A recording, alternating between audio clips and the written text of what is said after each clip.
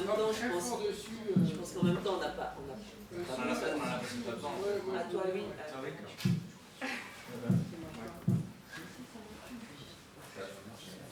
On va essayer sans micro pour commencer.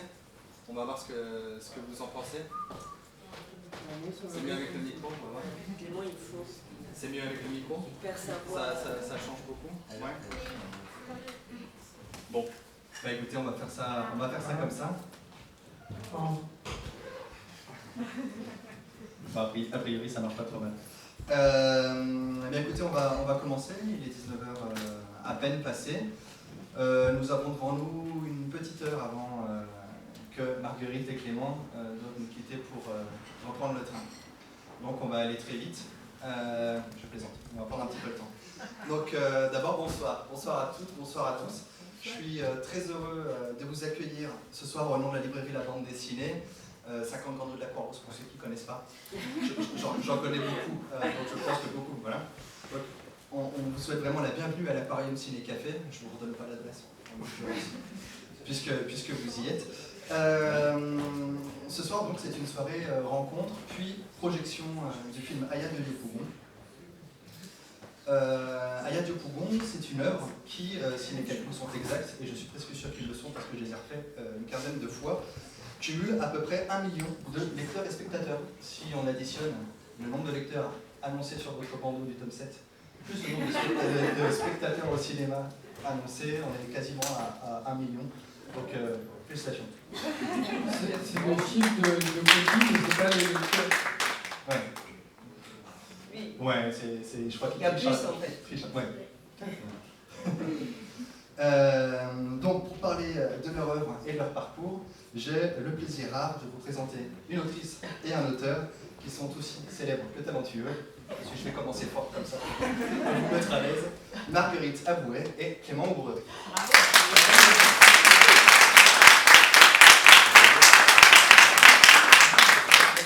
J'aime bien le rare. Si, vraiment. Donc, bonsoir Marguerite, bonsoir Clément. On va faire comme si on ne s'était pas encore vu, même si on a passé l'après-midi Bonsoir, vous êtes qui ensemble déjà? Moi, je m'appelle Simon.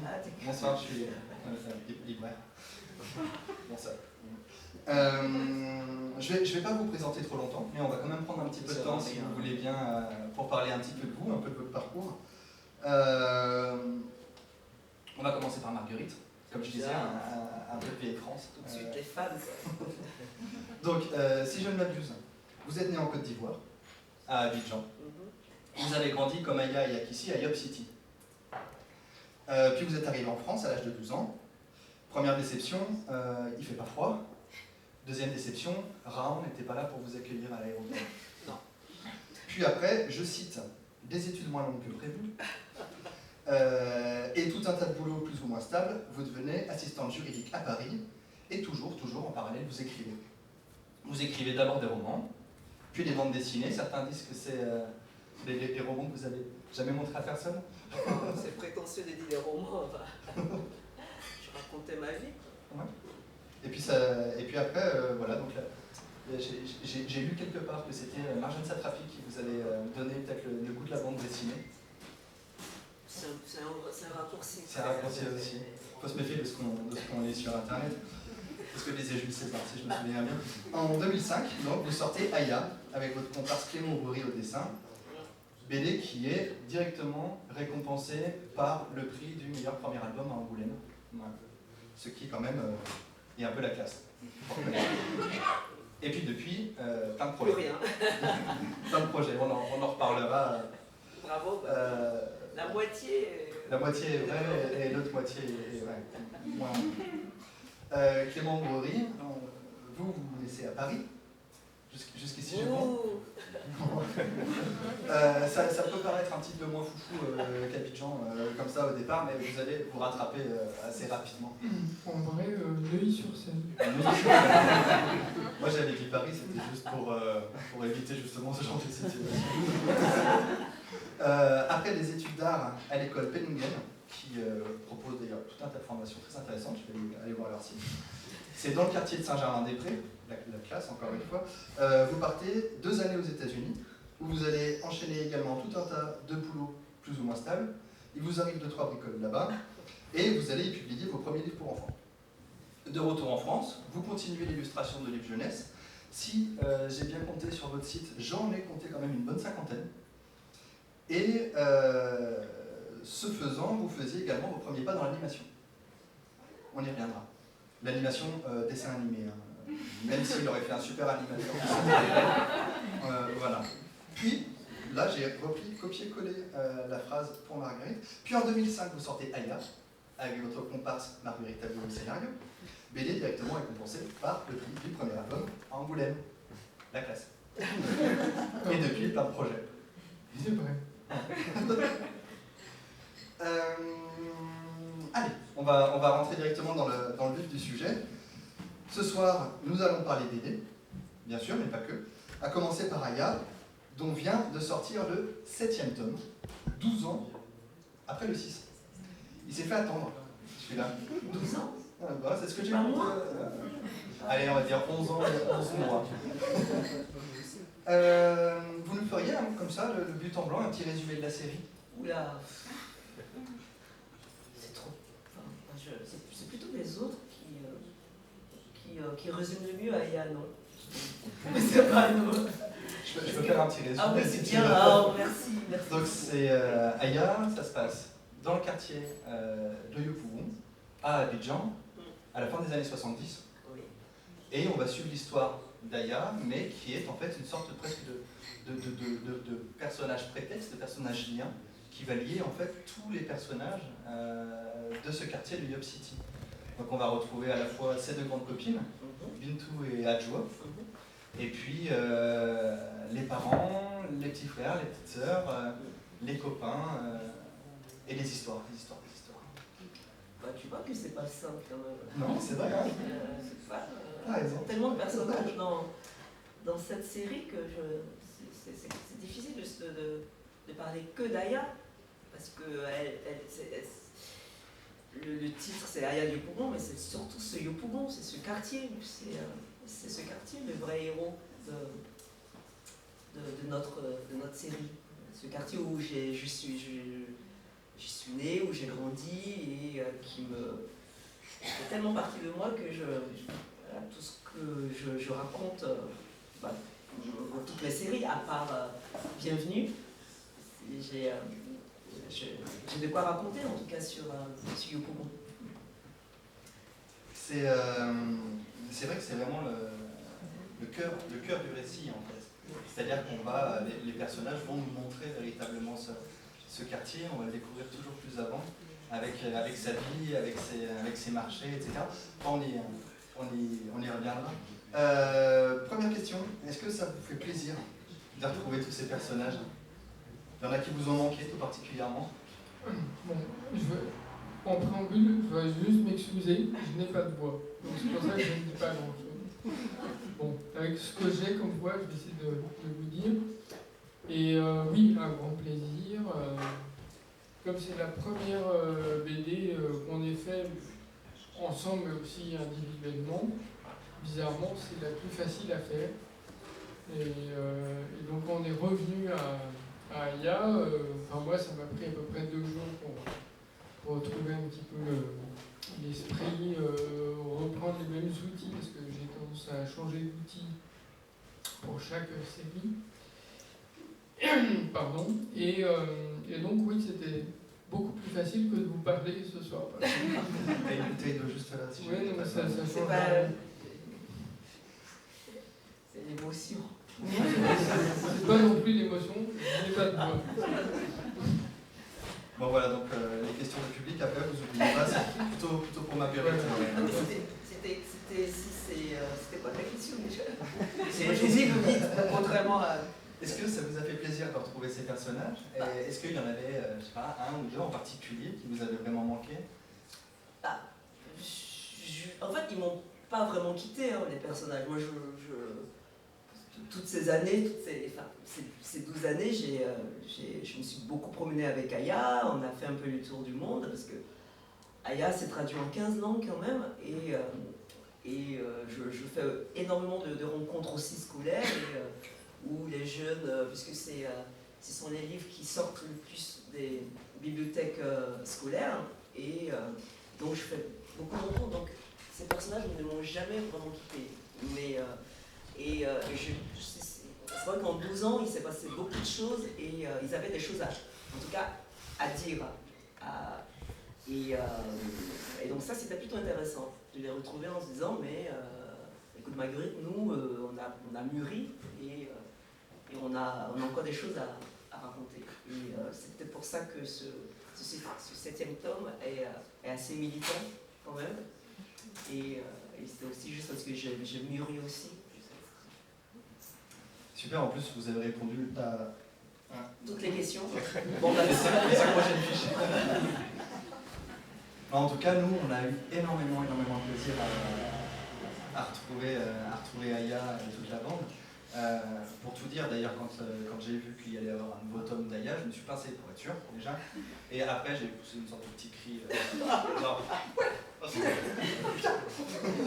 Voilà, ça a été, je crois. Et puis, à chaque fois que quelqu'un rentre dans la librairie, qui connaît la série et qui fait, mais attendez, c'est un nouveau tome ou c'est une nouvelle édition? C'est vraiment un nouveau tome. Les gens sont vraiment contents de voir ce livre en librairie. Donc, merci pour tout.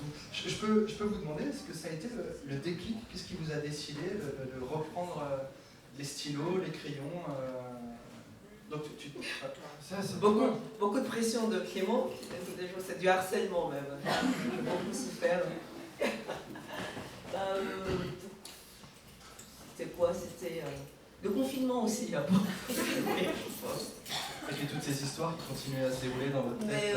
Oui, et puis je voyage énormément en Afrique et il y a tellement de sujets importants qui me touchent, qui me révoltent, qui me font sourire et je trouvais que c'était important aussi de pouvoir les raconter. Et j'ai fait beaucoup je vous raconte ma vie, parce qu'en même temps, on n'avait rien d'autre à faire. On est là pour ça. J'ai fait beaucoup de séries télé. J'ai un long métrage en préparation que je vais réaliser, une fiction, tout ça. Et donc, je me suis un peu heurtée à ce monde du cinéma, du visuel, et j'ai beaucoup souffert. On ne dira pas comme ça, mais j'ai travaillé avec énormément de personnes qui sont tous talentueux dans leur métier, et il fallait que je compose avec ces personnes. Et puis à un moment, toutes ces personnes intervenaient dans mon écriture. Et il y en avait même qui se permettaient de me dire qu'il fallait que je change l'histoire. Enfin, parce que ça m'a... Même si j'aime... Moi, je suis plutôt dans le partage quand je travaille. D'ailleurs, j'ai des binômes et je ne peux pas faire sans. Et puis même des séries, j'ai toujours des scénaristes avec qui je travaille. Donc, c'était pas ça le problème. Le fait qu'on remette en cause de notre manière d'écrire, de raconter des histoires, c'était assez frustrant même à un moment. Et avec le confinement, j'ai moins voyagé, j'ai moins fait de collaboration, et je me suis dit, mais en fait, c'est important pour moi en tout cas de revenir à mes fondamentaux et raconter ce que je savais faire le mieux. Et donc, automatiquement, Aya c'est assez vite imposé. Et puis, et Clément aussi me disait, mais écoute, quand je racontais mes devoirs séristiques, je sais pas. Ouais, c'est un mot. Voilà, il me disait, mais moi je t'ai dit, mais reprends Aya.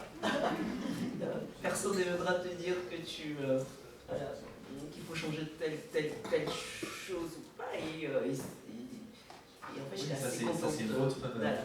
Vous êtes la seule capitaine du navire pour l'écriture. Il y avait aussi le thème des sitcoms, puisque tu as réalisé des séries au Sénégal.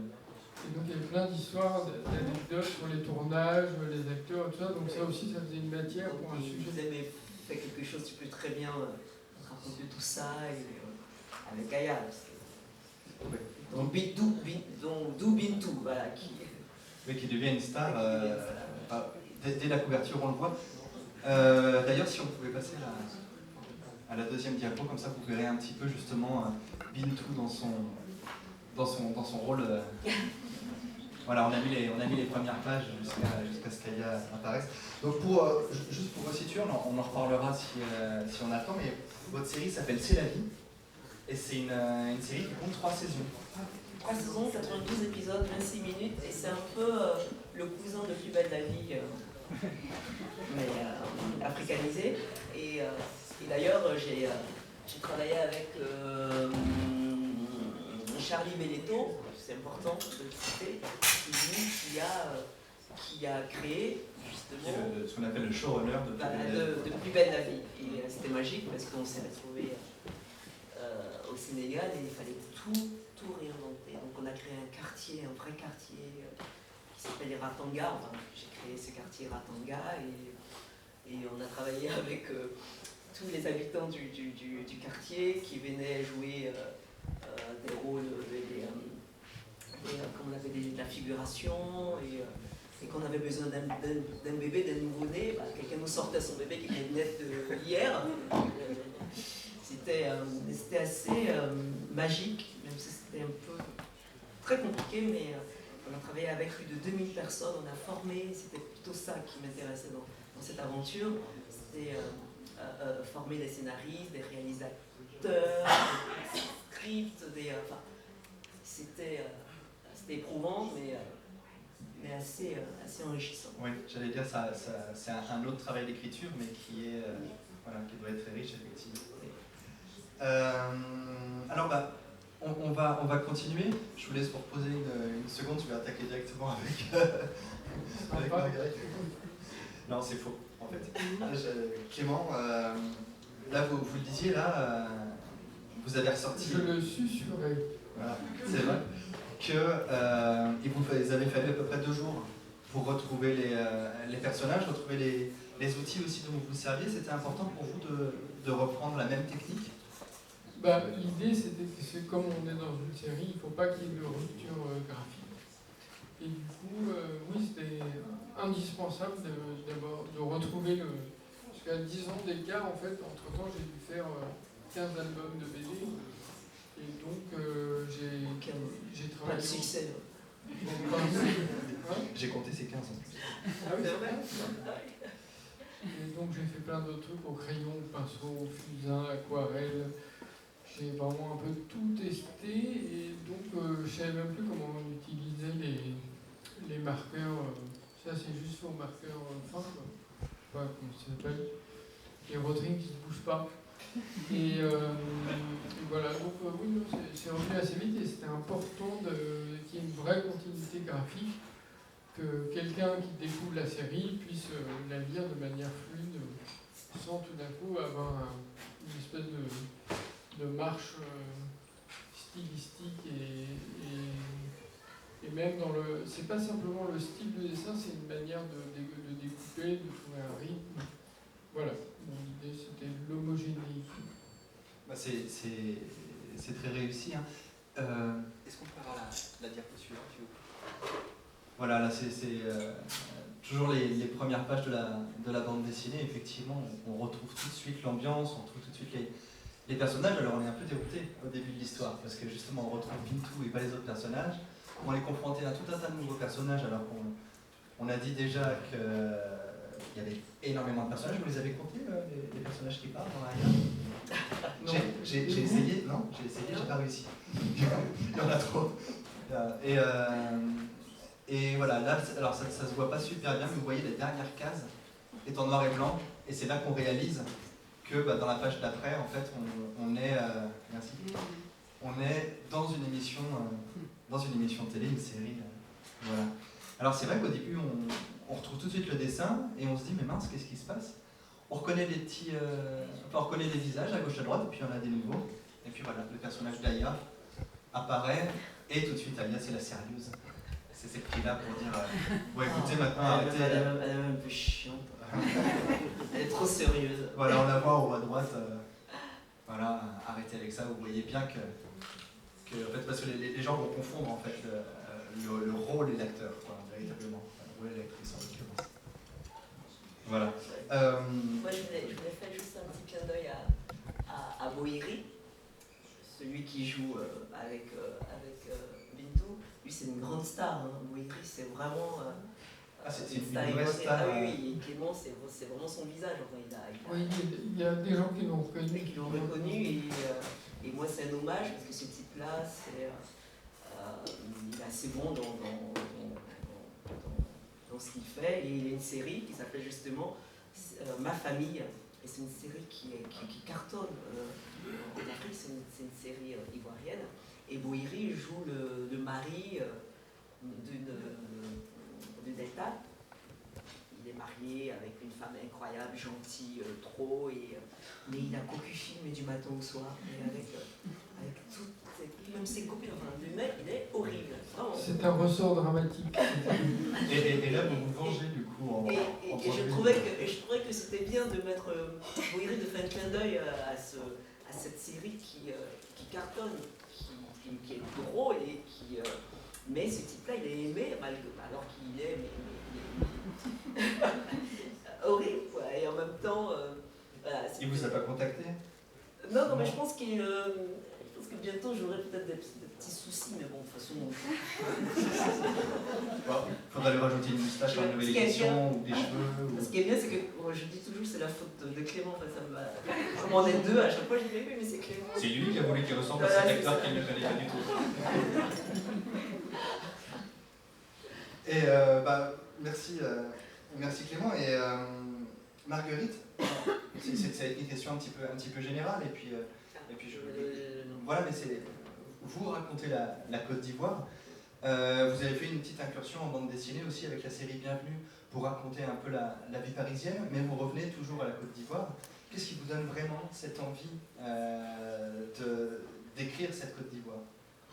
Alors, je pense que d'abord, il n'y a pas d'autres BD ou d'autres livres, enfin, à part les romans qui racontent cette Afrique joyeuse, moderne, différente. Donc ça déjà c'était important pour moi de parler de mon Afrique, celle que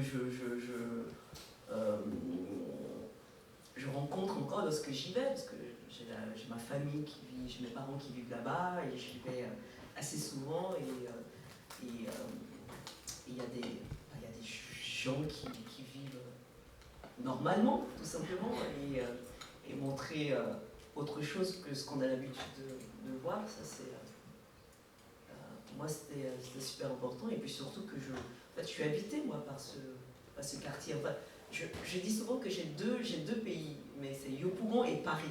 Je dis même pas le nom de ces pays-là, parce que j'ai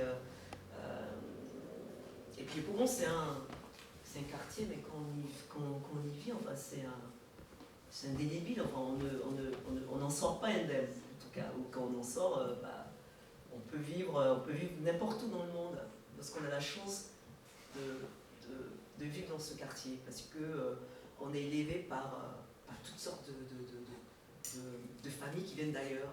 Et on est riche, on est curieux quand on est enfant et qu'on habite dans ce quartier, forcément, on n'a pas peur de l'autre. Et quand on sort comme ça de ce quartier, on est élevé par des Maliens, des Sénégalais, des Camerounais, des Libanais, parce que il y a tellement... c'est un quartier tellement cosmopolite. Quand on sort de ce quartier et puis on atterrit à Paris, c'est pareil. Dans le 18e, on se dit, il n'y a pas de raison qu'on soit, comme on dit, ce fameux mot, l'intégration. Voilà. Ben non, puisque forcément on vient d'un pays ou d'un quartier où on a l'habitude de vivre avec l'autre. Donc pourquoi s'intégrer, puisqu'on est déjà, on peut très bien aller voir les voisins. Donc c'était compliqué. Dans cet immeuble de 8 étages, j'étais dans le 5e étage, je ne comprenais pas pourquoi est-ce que les Blancs s'enfermaient et pourquoi est-ce qu'ils ne sortaient pas. Enfin, d'entrer dans les maisons des Blancs. Bon, je n'avais pas vu, il n'y avait pas, comment il s'appelle, Rahan. J'étais très déçue parce que tous les Blancs ne ressemblaient pas du tout à Rahan. Ils étaient tous habillés. Il y en a quelques-uns, mais c'est vrai qu'ils sont... non, c'était pas des Rahans, ils étaient habillés, donc ça déjà c'était moi. Et, donc oui, alors pourquoi je raconte... Donc vous prescrivez un petit peu du Yopougon à tout le monde en fait? Bah, je pense que ça doit être même, comme on appelle, remboursé par la Sécu. Je suis d'accord. Ouais. Cette bande dessinée. Et donc là, quand vous parlez de votre enfance à Yopougon, là de ce que vous disiez, j'ai l'impression que vous étiez plus Akissi que Aya, non? Ah oui, non mais moi je suis complètement Akissi. Aya elle est trop parfaite. Encore une fois, elle ne peut pas être moi, Aya, c'est pas possible. Même si elle a des côtés... tous ses bons côtés, c'est peut-être moi. Le fait de s'occuper des affaires des autres, oui, c'est... quand on est justement à Yopougon, c'est normal de s'intéresser à ce qui se passe autour de soi. Donc oui, je suis ce point à être humaine, ouverte, comme on dit, quand on n'est pas tolérante. Oui, je pense que c'est un peu des qualités... mais sinon tout le reste, elle sort pas, elle est super studieuse, c'est pas moi du tout. Non, moi je suis plutôt Akissi, la petite sœur d'Aya, et c'est toujours vraiment... en culotte dans la rue, dans tous les sens, pieds nus, c'est plus sympa de jouer au foot et se battre plutôt que de s'habiller. Et de faire des études de médecine. Bon, c'est un peu long. Un peu long. Bon, alors si ici dans la salle vous avez tous envie d'aller à Yopougon, c'est normal. C'est l'effet que ça fait à chaque fois que les auteurs d'Aya nous parlent du quartier. On va parler un petit peu de la manière dont vous travaillez, si vous voulez bien, parce que vous faites une bande dessinée ensemble. On va directement enchaîner encore une fois par vous, Clément. Comment vous l'avez recréé, ce quartier de Yopougon? Vous y êtes allé? Vous avez bossé d'après photo? Oui, non, je connais. Je suis allé un peu... je suis allé à Abidjan en général, je suis allé dans le nord, à Bouaké, à Douala, tout ça. C'est le Cameroun, oui.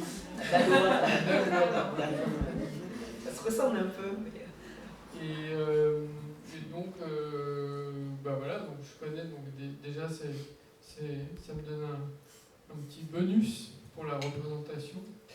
Et ensuite, oui, je travaille de mémoire, d'après photo, voilà, ça me suffit. Vous disiez tout à l'heure que vous n'étiez pas super à l'aise pour faire des portraits, ou en tout cas qu'il y avait des personnes que vous n'arriviez pas à reproduire. En dédicace, parce que la dédicace en soi c'est une activité assez fatigante, et si en plus il faut faire le portrait de quelqu'un, là ça devient carrément une punition. Et puis la personne qui me remercie avec un sourire figé en disant voilà, merci. Après des portraits, par exemple Boyeri, il y a un portrait. Il y a même Marguerite qui est dans le livre à un moment. Ça c'est un peu le truc qu'il faut trouver dans le top 7. Voilà, où est Marguerite? Voilà, c'est ça. Et Aya, c'est pareil, vous étiez inspiré d'un personnage qui existe vraiment? Oui, de Aya Nirsi Ali, qui est un mannequin éthiopien. Qui est député, ouais, qui est une fatwa en Norvège. Aux Pays-Bas. Ouais, Pays-Bas. Oui, la géographie, bon, c'est pas notre truc. Ouais, donc les Pays-Bas, et donc ça c'était l'inspiration, mais c'est pas pareil un portrait, et ça, juste inspiré d'un personnage existant. Et ce qui est super avec vos dessins, c'est qu'en fait, outre la reproduction du quartier, ce qui est formidable, c'est que vous avez vraiment réussi à recréer une ambiance. On a l'impression d'entendre les sons, on a l'impression de respirer les odeurs, on a l'impression d'avoir du vent, des choses comme ça. Voilà, c'est quoi votre secret? Vous êtes magicien? Écoutez, en fait, j'ai pas vraiment de recette, c'est un truc, je sais pas, ça m'est venu naturellement comme ça. On a fait ce truc, un peu sans savoir ce qu'on faisait, qui était le tome 1. Ça nous a un peu... en fait, on a été un peu guidés, sans projet particulier, sans direction particulière. C'était Johan Spar qui était votre directeur de collection? Ouais, ils nous ont dit allez-y les gars, quoi. En gros, c'était la confiance. Et c'est venu comme ça, de manière assez inexplicable, et c'est bien qu'il y ait des mystères et que tout ne soit pas explicable et que ce ne soit pas transformable en une recette ou un truc. Et je sais pas pourquoi, mais ça marche. Alors après, avec plus de métiers, j'ai fait d'autres BD où c'est pas ça. C'est-à-dire qu'il n'y a pas ça ne rend pas une atmosphère, c'est moins bien, c'est un peu raté, ça peut arriver. Mais là, ça a fonctionné. Pourquoi je ne sais pas. C'est pas parce que tu étais dans ces maquis et que tu as vu des flags et que tu as vu toutes ces serveuses là qui ont roulé leur tasse là-bas devant. Ça n'explique pas tout chez lui. Non mais l'expérience, c'est vrai que ça... Si à chaque fois que je dis quelque chose, je le transforme en série réussie, c'est formidable, mais c'est pas le cas. Vous y avez passé du temps ensemble là-bas? Est-ce que vous lui avez montré ce qu'il fallait, enfin, les décors que vous vouliez voir? Pas forcément, mais en tout cas, voir juste la vie, comment vivent les gens. J'ai pas pris la main en disant, bon, tu vois, là, c'est le marché. Non, il est allé même tout seul. Il y a un moment, il s'est retrouvé. Il y a une histoire qui est pas mal d'ailleurs. Quand tu t'es retrouvé au marché avec Vito. Moi, j'étais pas seul. Il était au marché avec ma grande sœur et puis il y a un monsieur qui les croise et qui dit à ma sœur, hey, ma sœur, tu es sauvée. Parce qu'elle est blanc, quoi. Il y a des histoires comme ça qui sont assez... Je me rappelle que ce jour-là, j'ai mangé cul de dindon. Là, c'est ce qu'on trouve au marché. C'est magique, je trouve, pour un dessinateur même d'aller au marché. Enfin, tu disais que... J'avais un peu peur des escargots, c'est très très gros. À dessiner, c'est magique, ce décor. Non, mais c'est sûr, mais ça fait pas une explication. Ça fait pas une explication. C'est juste parce que l'histoire est super aussi. Je pense que ça joue. Et d'ailleurs, au niveau de l'histoire, comment vous lui passez l'histoire à Clément? En fait, je fais tout le travail. Ouais, tout le travail. Il a plus qu'à repasser les traits finalement. À peine. Je fais des photocopies. Vous faites des scénarios dessinés déjà? Alors moi, je fais un premier découpage. Je trouvais que c'était... moi, je n'ai jamais fait de bande dessinée. Aya, c'était aussi... Bon, maintenant, ça en fait une grosse vingtaine. Maintenant, j'en fais pas mal. Mais... et c'est vrai qu'on a eu... On a mis au point un petit système. C'était une collection où il devait y avoir normalement peu de cases et un petit format. Donc on s'est dit on va faire un bon feuillet. On a dit 6 cases par page. Et puis Marguerite a écrit son histoire dans ce rythme-là.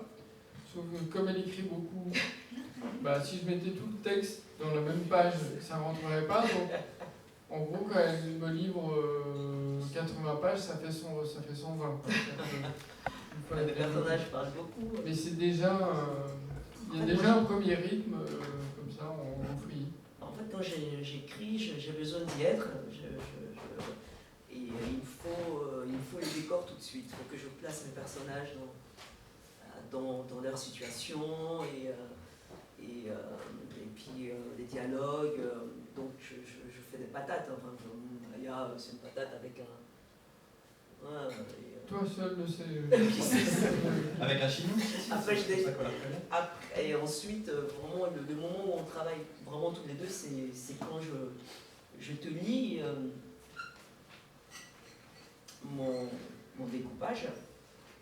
Oui, parce que sinon, c'est pas très lisible. Et puis Clément fait son découpage à lui, le deuxième, avec effectivement des pages aérées. Vous le laissez assez libre, finalement, vous oui, pas trop directive?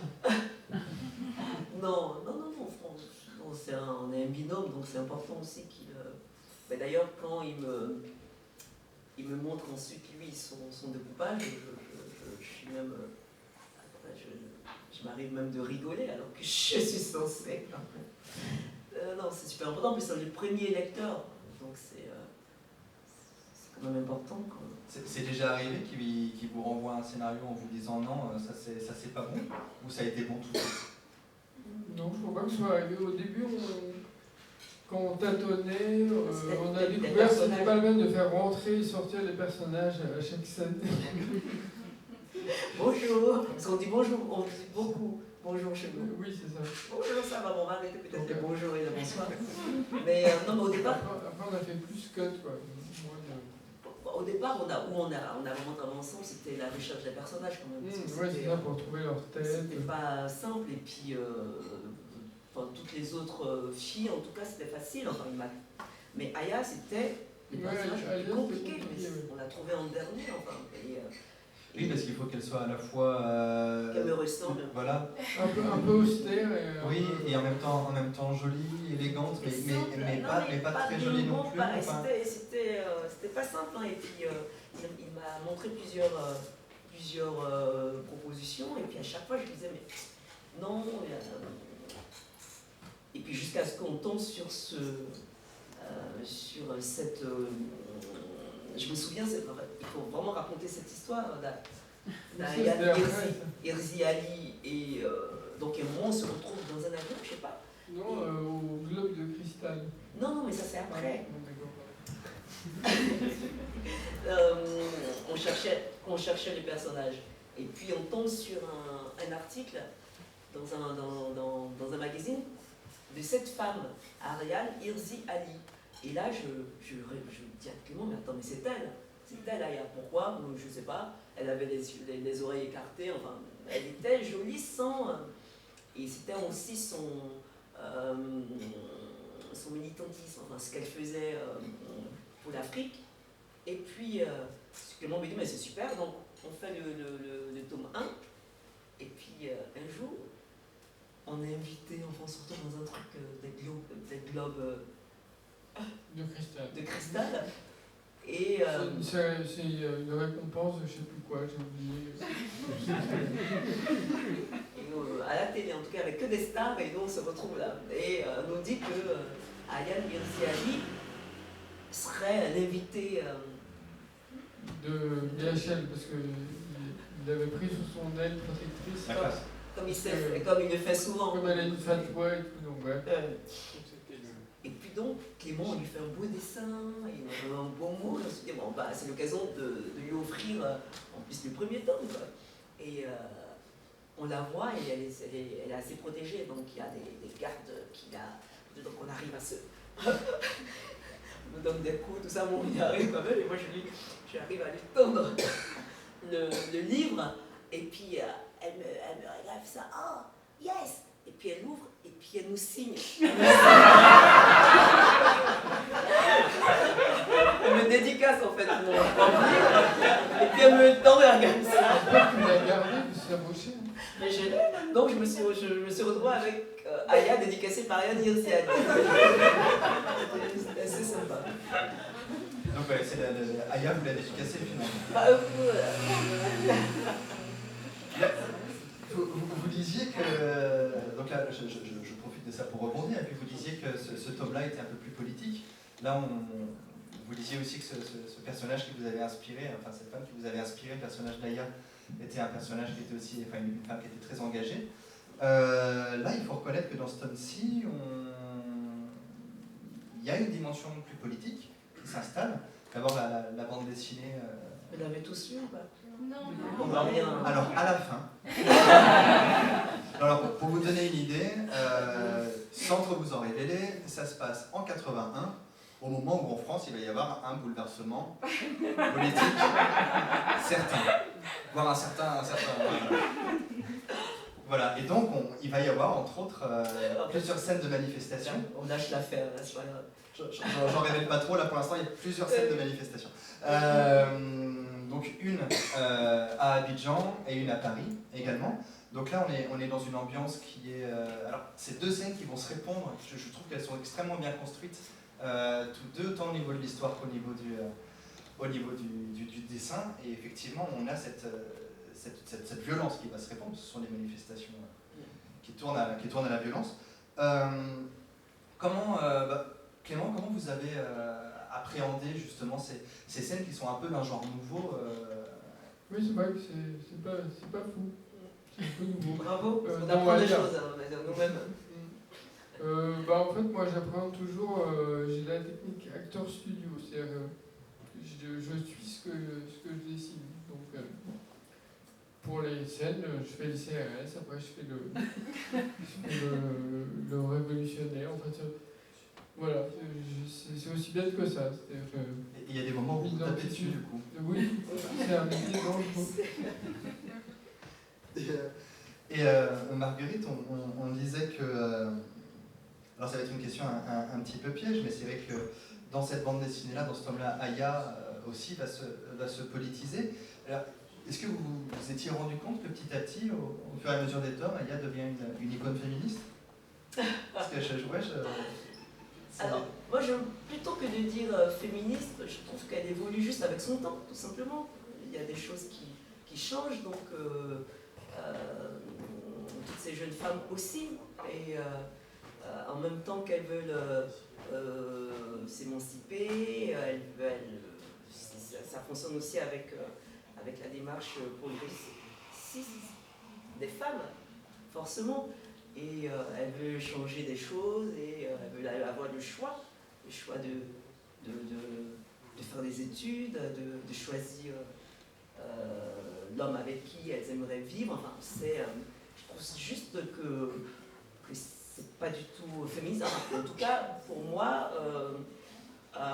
c'est juste prendre des décisions. Et maintenant, si elles sont féministes, super, parce que je trouve que automatiquement, enfin, même moi, quand j'écris Aya, je ne me dis pas féministe, toutes les femmes, toutes les filles vont se... Non, c'est juste qu'elle... j'ai comme l'impression qu'elle mûrit et forcément... elle est reflet de sa société, quoi. Complètement. Mais c'est... vous êtes une personne quand même assez engagée. Vous avez d'ailleurs créé, enfin au niveau de l'éducation, vous avez créé d'ailleurs une association qui s'appelle Des livres pour tous. Oui, et ça c'est... Bon, Aya, c'est ma grande fille, je suis fière d'elle, mais j'aime le fait que quelques milliers de jeunes, et puis surtout des filles, veulent devenir comme cette Aya, veulent faire des études, veulent être médecins, avocats, et ces bibliothèques, c'est super. On en a 5 à Abidjan, et ce sont des bibliothèques jeunesse, et c'est magique ce qui se passe. Oui, donc vous avez créé, je crois que si j'ai bien lu, il y a au moins 3000 ou 4000 personnes qui bénéficient de ces bibliothèques que vous avez créées. Oui, c'est de la maternelle à la terminale. Et on a des jeunes qui ont passé leur bac, qui l'ont eu grâce à ces bibliothèques, et qui reviennent justement donner des coups de main à plus jeunes, quoi. Voilà. Et le but, c'est d'en faire d'autres. Ce n'est pas simple. Non, mais en tout cas, bravo pour cet engagement. Bravo à Aya, parce que c'est grâce à elle que je peux aller trouver des partenaires. C'est un peu votre carte de visite, quoi. Oui, j'arrive, je dis, moi, Marguerite, tout le monde s'en fout, mais quand je dis Aya, tout de suite. Alors, la soirée avance, et je vous mens pas, c'est littéralement ce que j'ai écrit sur ma petite fiche. La soirée avance. Tout le programme. Tu es un visionnaire. En plus, j'en étais presque sûr à 100% qu'elle allait avancer. Qu'est-ce qu'il y a sur la fiche d'après? Bonne soirée. La soirée se poursuit. Vrai ou pas?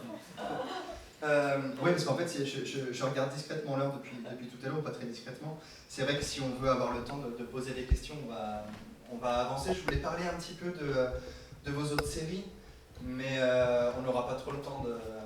Il y en a trop, malheureusement, trop détaillé. Oui, on parlait, donc j'aurais quand même quelques mots. Marguerite, vous écrivez actuellement 2 autres séries qui sont en cours de parution. Akissi. Oui, Akissi, la suite. Voilà, qui raconte l'histoire en fait de la petite sœur d'Aya. Et puis le commissaire Kwame. Le commissaire Kwame, le tome 3 avec Donatien Marie. Et voilà. Akissi avec Mathieu Sapin. Avec Mathieu Sapin. Et alors, c'est différents reflets de votre personnalité, ces séries, sachant qu'il y en a une qui est sur un mode, on va dire, le commissaire Kwame, c'est des one-shots. des tomes autoconclusifs, comme on dirait, même si c'est un... Oui, bah c'est surtout un polar. Ouais, voilà, c'est du Avec polar. du sang et des... Ouais, le début du deuxième tome, dur d'ailleurs, hein, j'ai dû souffler 10 minutes. Ouais. Et Akissi, on est sur du gag, des récits courts, et Aya, on est littéralement sur une histoire au long cours. Il y avait Bienvenue, qui est quand même... Et Bienvenue, voilà, qui était en 3 tomes.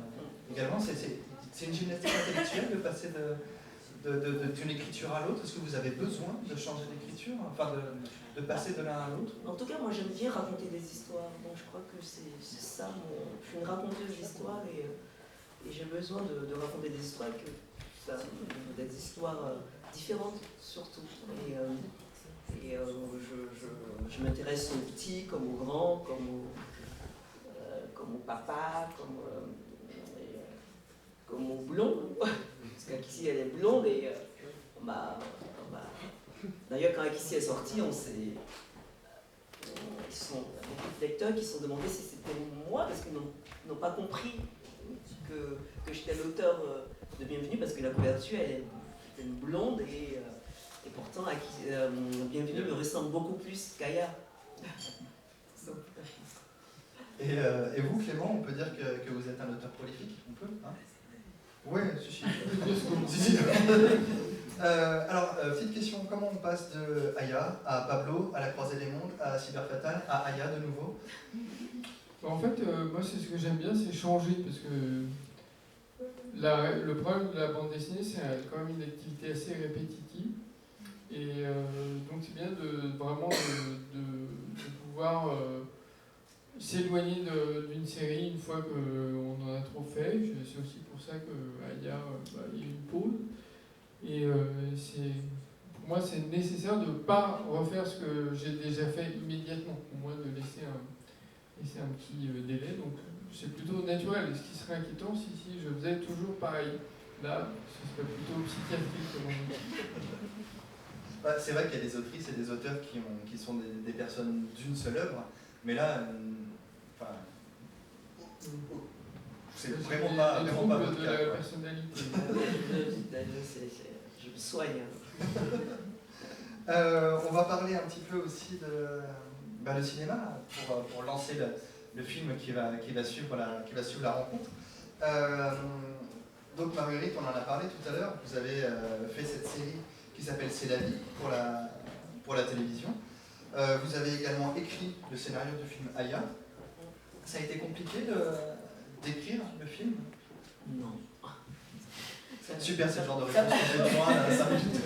Non mais parce que c'est l'adaptation des 2 premiers tomes, donc j'avais déjà une grosse matière première et ensuite il fallait que c'est comme une sauce, vous savez, il fallait que je rajoute un peu d'épices pour que ça ressemble à un scénario de film, de long, comment passer de plus de 200 pages à 1h30 de film. Et par contre, c'était assez facile, donc j'ai rajouté les pasteurs qui n'étaient pas lui dans les 2 premiers tomes. Et par contre, ce qui était magique, c'était de travailler avec tous ces comédiens. Parce que j'ai eu. Vous avez participé au casting? Non, mais Vous avez fait le casting? J'ai fait le casting et je me suis retrouvée avec des stars que j'adorais et j'étais fan. Et Aïssa Maïga, Pascal Nzonzi, Eric Eguané, enfin, c'est des personnes que j'admire et les retrouver en face de moi, et c'était magique. Et ça, c'était vraiment la partie, moi j'ai eu vraiment la meilleure partie moi, dans cette histoire du film. Et ce qu'on a fait, qui était plutôt nouveau, c'était de se filmer. En fait, on a filmé toutes les séquences du film. En fait, ce que vous allez voir là, on danse, on se bat, enfin, c'est vraiment des vrais... je me suis filmé moi en train de danser, ma soeur, mon frère.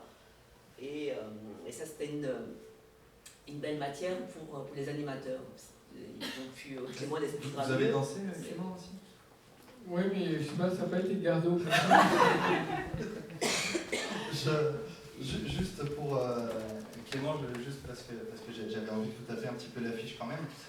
Vous, quand vous êtes mis à l'animation, alors c'est vrai qu'on sait que vous avez participé à la création du Chat du Rapin, par exemple, mais ce qu'on sait moins, c'est que vous avez co-créé Mout Mout avec Eric et Rami. J'aimerais qu'on se fasse une soirée. Juste sur Mout Mout. Il faut pas mal d'alcool, mais ça peut être pas petit peu. Ouais, effectivement, de l'alcool. Alors, on va finir là, si vous voulez bien. Juste pour finir, j'essaie de ne pas trop en révéler encore une fois, les proverbes tiennent un rôle très important dans la série Aya, et particulièrement dans ce tome où il y a une très très belle et complètement incompréhensible lettre qu'un père écrit à son fils. Si vous aviez un proverbe là, pour clore la soirée, qu'est-ce que ce serait? Chaque cul a son caleçon. Ça s'est passé. Ça. Non mais il y en a tellement. Moi je suis née avec les proverbes. Hein, je pense que. Mais il y en a une que j'aime bien. C'est lorsque tu es avec des crapauds, accroupis-toi. Ne demande pas une chaise. Voilà. Bon, on parlait d'intégration tout à l'heure. Je trouve que c'est. Vous avez 1 heure. Eh ben. Marguerite, Clément, merci beaucoup pour ce temps passé ensemble. On va passer aux questions du public. Si, c'est pas déjà 19, je me suis dit 20h déjà, non en fait. Ouais, non, pas. Là, on a encore 10 petites minutes à peu près. Donc si vous avez des questions. Ou pas. D'ailleurs, c'est maintenant. Je vous écoute.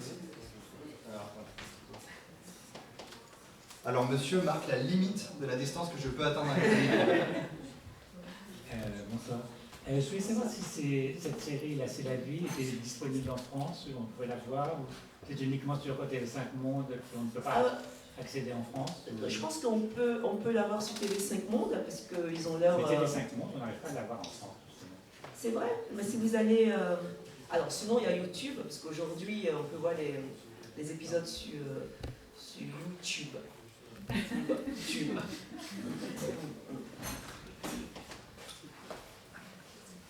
Merci. Une autre question?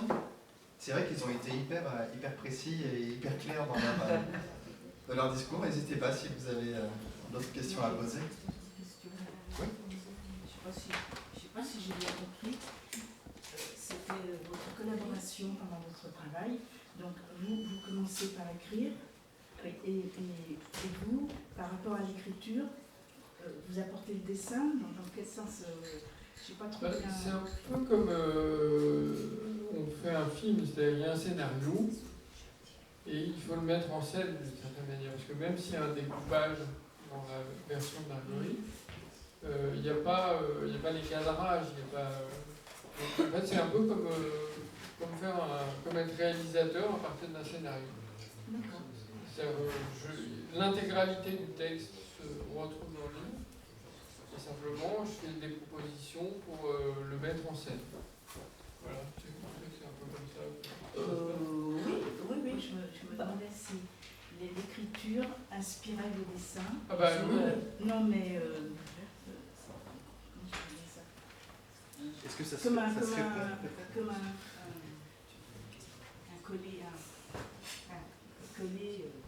copier-coller. Un copier-coller, voilà. Est-ce que vous venez poser un copier-coller, ce serait pas très inspirant, non? C'est plutôt... je lis le scénario et j'ai des espèces d'images qui viennent, donc voilà, je les couche sur du papier. Ça vous inspire. Et puis je les découpe, et puis après, on regarde à quoi ça ressemble. Et puis il y a toujours de l'ajustement, parce qu'il faut que en plus, dans Aya, il faut vraiment que ça tombe, les séquences finissent en bas de page. Donc il faut trouver le bon rythme pour que chaque séquence arrive à son terme, etc. Donc après, c'est un peu de la haute couture, entre guillemets. Oui, d'accord. Après, vous consultez pour les détails, parce que je pense que par rapport à vos... C'est un quartier que vous connaissez très bien. Et vous, apparemment, je ne sais pas si vous le connaissez. Ah, moi, je le connais très bien aussi. Aussi. Ah, bah alors c'est parfait. Mais on revient de Marguerite.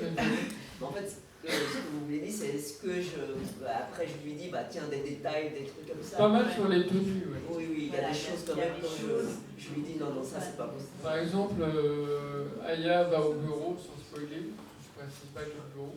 Donc, comment elle serait la vie? Moi, j'ai mon idée là-dessus, mais ça peut être fausse. Il a tendance à mettre des claquettes partout. Donc je dis non. Qu'est-ce que j'avais dit au bureau, je dis non, elle est quand même avec des petits talons quand même. Une autre question? En haut. Ah, en haut.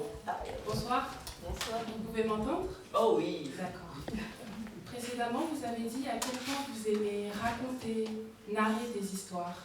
J'aimerais savoir, feriez-vous partie d'une famille de griots? Alors, griot non, mais j'avais un grand-père maternel qui nous accueillait des grandes vacances. Et on était une vingtaine de petits-enfants et nos parents nous balançaient comme ça au village. Et au départ, nous les petits citadins, on détestait ça parce que le village, à l'époque, il n'y avait pas d'électricité, il n'y avait pas d'eau courante. Donc, dans la maison de nos grands-parents, on n'avait pas la télé. Et on s'est dit, mais bon Dieu, 2 mois sans télé, on va mourir. Et ce grand-père était incroyable. Il nous réunissait le soir, il faisait un grand feu. Et puis, cette vingtaine de petits cousins et cousines, on se réunissait de ce feu autour de ce grand-père. Il nous racontait des histoires. C'était des légendes, des contes et légendes. Où je pense qu'il inventait énormément, avec toujours à la fin des proverbes nous rendre plus intelligents, plus beaux, plus polis, tout ça. Et c'était magique. En fait, c'était grâce à lui si je sais raconter des histoires. C'est pas juste en disant Raon, non. Mais oui, j'ai eu cette chance, en tout cas, de pouvoir connaître ça. Oui. Merci. Barbara, tu avais une question aussi? Je te tape la fiche, désolé. Bonjour. En fait, c'est une question un peu technique, donc je suis pas sûre que ça intéresse tout le monde, mais savoir comment vous construisez vos dessins. Donc les rotrines qui ne se bougent pas, mais après, est-ce que vous faites du crayonné? Est-ce que c'est de l'ancrage? Est-ce que c'est fait sur la couleur? Est-ce qu'il y a des calques? Est-ce que c'est... Enfin, tout ça. Ok, ça vous ennuie pas, je réponds. Mais pas trop longtemps parce que vous allez rater votre train. Oui, c'est vrai. Sinon j'avais mon sac est long, mais j'avais un carnet sur moi. En gros, c'est compliqué, il y a plein d'étapes, je vais essayer de résumer. Il y a un premier découpage qui est vraiment de l'ordre de la virgule fait en 1 seconde sur le texte. Après, il y a une version intermédiaire qui est faite dans j'ai des carnets et je fais chaque case sur une page. Et là, c'est déjà un peu plus précis, il y a des expressions, il y a un début de décor et tout ça. Après, je scanne tout ça, je le monte et ensuite je l'imprime comme un rough, comme une esquisse. Et à partir de cette esquisse, je dessine la page. Donc, en fait, ça a l'air compliqué, mais finalement, c'est ça. Bon, merci beaucoup. Je crois qu'on va... Alors, vraiment au regret de vous dire qu'il va falloir qu'on s'arrête parce que... Encore une. On a encore la possibilité de prendre une question avant que la SNCF nous rappelle à l'ordre. Oui? Est-ce que le film là qu'on va regarder là, est-ce qu'il aura une suite Une suite, ça peut être dans très longtemps. C'est long de faire c'est long à faire. Et c'est cher. Justement, on va annoncer, tu sais, sur Internet. Banque. Vous avez 10 millions d'euros. Justement. On va passer un chapeau à la fin. Faire la suite, 10 ans après, je pense pas que ce soit... comment on dit ça? Judicieux, mais peut-être sous une autre forme. On est en train bon, c'est juste au début, hein. Ouais. Fait une série premium. Disney, Amazon, Netflix. Et où on reprendrait tout le début. Et puisque c'est une série, donc on va plus suivre tous les personnages. Plus... Au conditionnel, hein, tout ça, parce que c'est pas... Une série animée ou... animée, oui. Oui, animée, je pense que c'est avec le studio qui avait déjà réalisé le... Non, parce qu'il n'est plus de survie, malheureusement. Il n'a pas tenu, il s'est fait avaler par non pas une autre boîte de production. Mais bon, on est en pourparlers, comment on peut dire ça, et on espère que ça va se faire.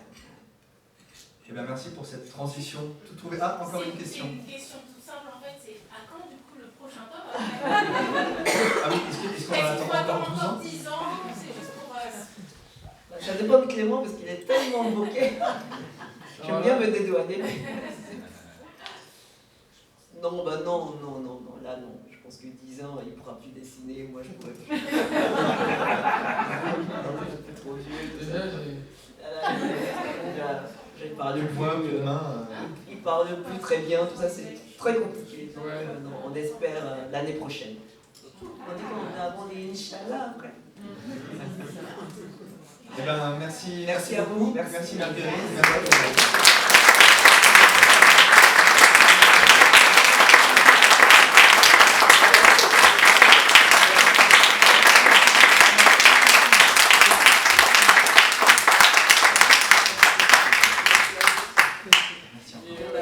bravo à toi, un super interview, vachement. Très chouette.